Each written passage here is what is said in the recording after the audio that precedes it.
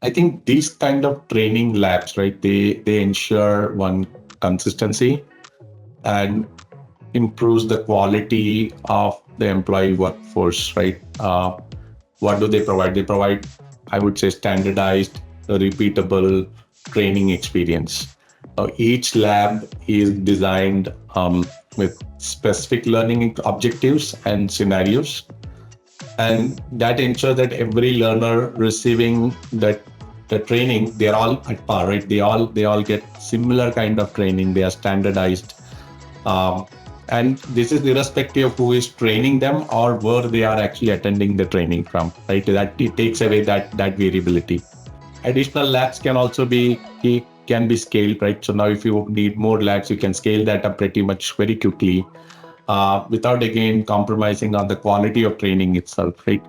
I think this uniformity of training really helps maintain high standards across the workforce, and that actually helps, I would say, employees so that they are equally skilled and capable in their roles.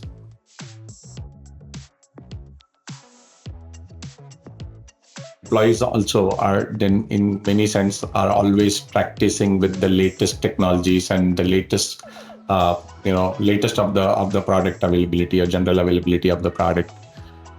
These labs can be customized for addressing specific gaps, whether that be intermediate or whether that be advanced learning. So you can actually, you know, um, customize it so it suits individual purposes.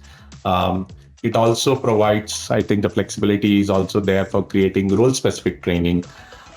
We can actually target specific skills, and for individual teams and functions, or for a certain geography as well. So all of this, I would think, greatly helps drive organizational performance and innovation.